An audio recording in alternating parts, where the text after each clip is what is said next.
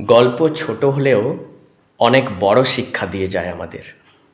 আজকের গল্প রামায়ণের গল্প। যখন রাবণ মৃত্যুশয্যায়, তখন রামচন্দ্র তার ভাই লক্ষ্মণকে বললেন যে তুমি যাও, রাবণের কাছ থেকে জ্ঞান নিয়ে আসো। তখন লক্ষ্মণ বলল যে আমি যেতে পারবো না দাদা, কারণ ও ভীষণই অহংকারী, সে কিছুতেই আমাকে তার জ্ঞান দিতে রাজি হবে না।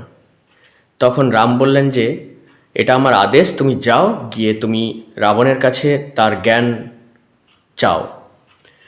কথা মতো লক্ষ্মণ রাবণের কাছে গিয়ে বলল যে দাদা বলেছে জ্ঞান দিতে, তাই আমাকে কিছু জ্ঞান দিয়ে যাও। রাবণ লক্ষ্মণকে পছন্দ করতো না, তাই লক্ষ্মণকে জ্ঞান দিতে রাজি না হয়ে ফিরিয়ে দেয়। তখন লক্ষ্মণ রামের কাছে ফিরে এসে বলল, বলেছিলাম না দাদা, ও ভীষণ অহংকারী, কিছুতেই জ্ঞান দিতে রাজি নয়। তখন রাম জিজ্ঞেস করলেন যে তুমি কোথায় গিয়ে দাঁড়িয়েছিলে রাবণের পাশে? তখন লক্ষ্মণ বলল যে ও তো মৃত্যুশয্যায়, একটু পরেই মারা যাবে, তাই আমি তার মাথার কাছে দাঁড়িয়ে তাকে জিজ্ঞেস করেছিলাম।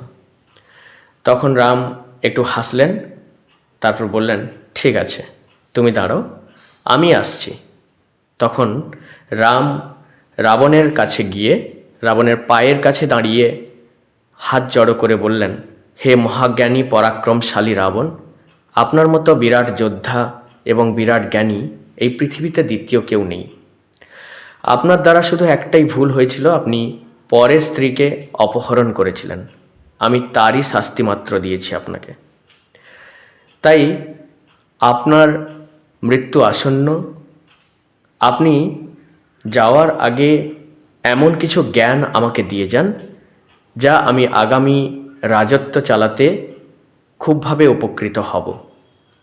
তখন রাবণ মৃত্যুশয্যায় শুয়ে রামকে একটাই কথা বলেছিলেন যে আপনার আপনজন যদি আপনার সাথে থাকে তাহলে অনেক বড় বড় যুদ্ধ অনায়াসে জিতে ফেলা যায়। আবার সেই আপন যদি আপনার সাথে না থাকে তাহলে অনেক ছোট ছোট যুদ্ধ প্রচুর চেষ্টা করেও হেরে যেতে হয়। তো এই যে ছোট্ট গল্প, এই গল্প থেকে আমরা কিন্তু অনেক বড় শিক্ষা পেতে পারি। আমাদের আপনজন, আমাদের নিকট আত্মীয়রা যদি আমাদের সঙ্গে থাকে, প্রতিনিয়ত আমাদের উৎসাহ দেয়, তাহলে কিন্তু আমরা অনেক বড় বড় যুদ্ধ, অনেক বড় বড় চেষ্টা আমরা কিন্তু অনায়াসে জিতে ফেলতে পারি। আবার সেই আপনজন, সেই আত্মীয়, সেই বন্ধুরা যদি পাশে না থাকে, উৎসাহ প্রদান না করে, তাহলে কিন্তু আমরা অনেক ছোট ছোট যুদ্ধগুলো, অনেক ছোট ছোট প্রয়াসগুলো কিন্তু অনেক চেষ্টা করেও হেরে যেতে পারি। তাই প্রত্যেকের সাথে মিলে থাকুন, আমরা শিখতে থাকি, শিখতে শিখতে চলবো, আর চলতে চলতে শেখাবো। নমস্কার, ধন্যবাদ।